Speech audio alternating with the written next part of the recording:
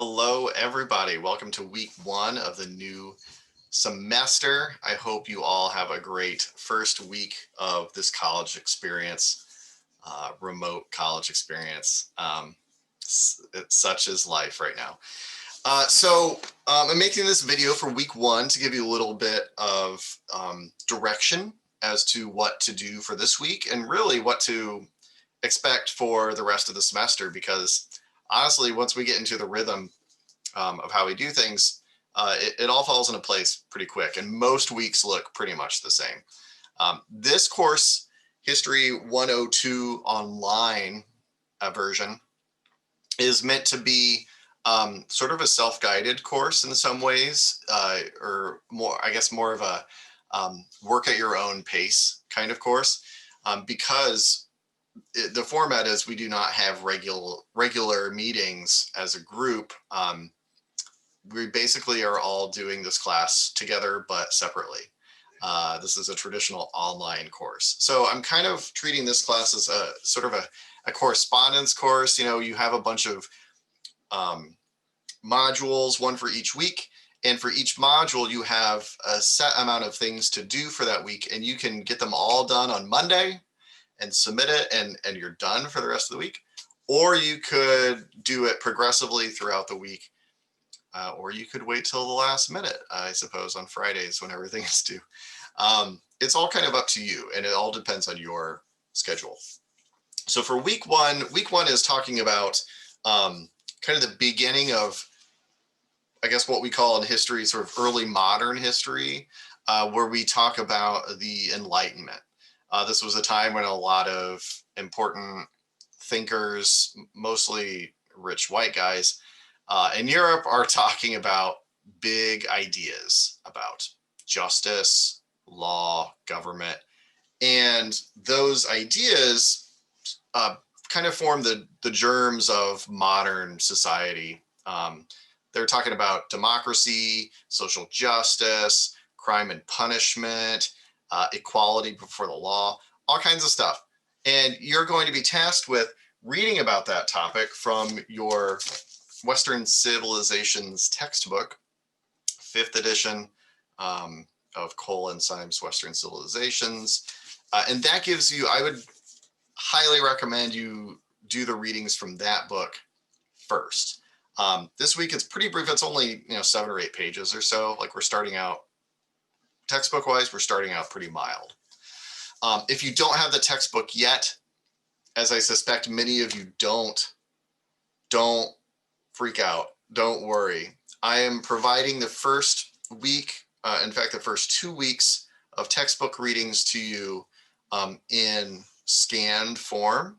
They are PDF files on Blackboard that you can download or just open up and view in your browser. The quality, I apologize, the quality of these is not great.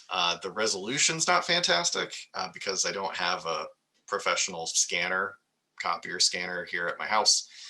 I have to do the best with what I have. So I was using a scanning app on my phone, and honestly, if a few words are blurred out or warped or whatever, don't worry too much about it. Okay. Just get the main ideas from this reading. Same thing goes with the other readings for this week, which come out of the Perspectives from the Past, 7th edition. I suspect many more of you already have access to this book, but if you don't, I also provided the readings for you in PDF form. So from that book, you'll be reading Bonasana's essay on crimes and punishments, and Jean-Jacques Rousseau, who's one of the more important Enlightenment guys. He's got a pretentious French-sounding name because he's a pretentious French guy. But he writes this really important kind of long treatise on the social contract of what constitutes good government, which, boy howdy, could that be any more relevant than it is now, the idea of a good government. So what I've provided for you, and this is going to be helpful for you each week going forward. The textbook is like whatever, right? It's a textbook. It's eminently readable. the documents from the perspectives book, because they're all historical documents from the time period we're reading about that week. Especially early on in the semester when we start the Enlightenment, it can be kind of hard to read those things and get something out of it, right? Because it's like old-timey language by these old dead white guys, and you're like, what are they trying to say?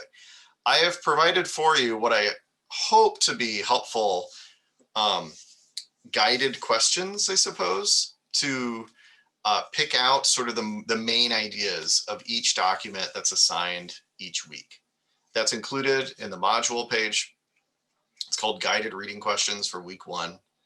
And I highly recommend reading these documents kind of side by side with these questions and asking yourself these questions as you're reading it, because this will help you pick out the main ideas, right? And get something out of the text. Now this is crucial.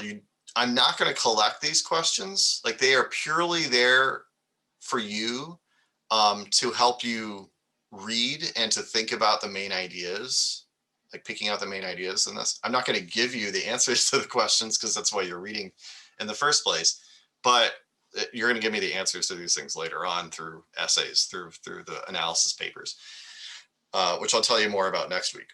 But essentially, these questions are designed to be helpful in you reading, and if you can answer these questions or get a good grasp on these questions as you're reading these documents, then you've got the main ideas, right? And if you don't, if you're not successful in sort of like answering all the questions, don't worry about it. They're just there to help you out. I just want you to just give it the good college try in reading these historical documents, okay? But you don't have to be a master on the Enlightenment after this week. We're going to talk more about expectations for writing on week 2, okay? So just give it a good shot. And then finally, quiz 1, at the end of the week, at the very end of Friday, you should have submitted the answers to quiz 1. Quiz 1 is all about the textbook readings. That's all I'm going to quiz you on this week, is the textbook readings. And they should be, I hope, pretty softball questions, just to get us off on the right foot and to ease us into the semester. If you have any questions about any of this stuff, contact me on my email or Zoom in during office hours. I have regular office hours, 5 hours a week.